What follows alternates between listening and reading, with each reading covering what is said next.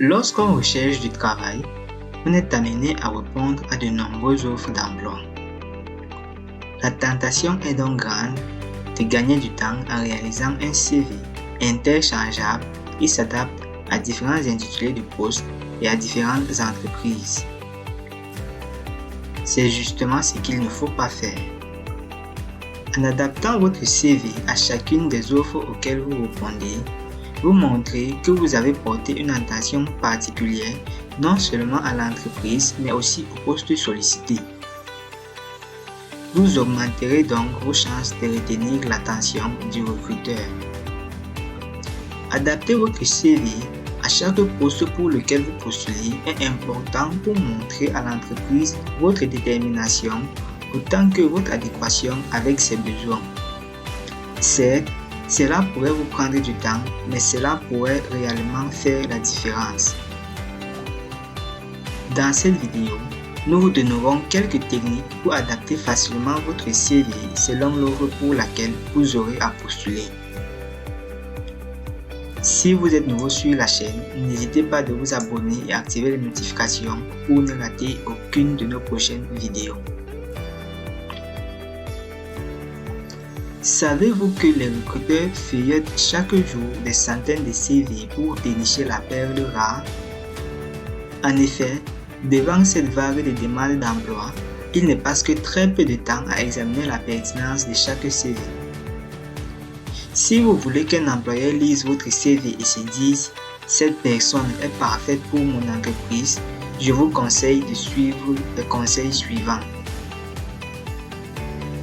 Commencez tout d'abord à bien analyser l'offre d'emploi pour comprendre précisément ce que recherche le recruteur. Pour vous faciliter la tâche, vous pouvez repérer et souligner les mots-clés se trouvant dans l'offre en question. Après une lecture approfondie de l'offre d'emploi, il s'agit d'identifier les points de concordance entre l'offre et votre parcours professionnel. C'est ici que vous mettez en valeur vos compétences. En effet, il existe 3 types de compétences. Premièrement, penchez-vous sur les compétences liées à l'emploi. Ce sont celles que vous devez maîtriser pour effectuer le travail. Par exemple, la gestion des médias et réseaux sociaux, responsable marketing, expert comptable ou toute autre offre liée à l'emploi. Vous devez tout d'abord vous poser cette question: quelles compétences sont nécessaires? Ici, vous devriez détenir la majorité d'entre elles, sinon vous ne serez pas en mesure d'accomplir le travail. Vous devriez les ajouter en premier dans votre document de manière à ce que le recruteur les repère facilement. Ensuite, penchez-vous sur les compétences transférables. En effet, il s'agit pour vous de réfléchir aux compétences qui peuvent se transposer d'un emploi à l'autre. Ce sont en quelque sorte vos atouts. Par exemple, parler une langue étrangère serait un avantage pour le poste en question. Veillez à les mettre dans la section relative à vos expériences. Troisièmement, penchez-vous sur les compétences d'adaptation. Ce sont les compétences nécessaires pour entretenir des relations humaines élémentaires. Par exemple, la discrétion, le sens du travail, le travail en équipe, la gestion du temps et bien d'autres. Terminez par les aptitudes d'adaptation.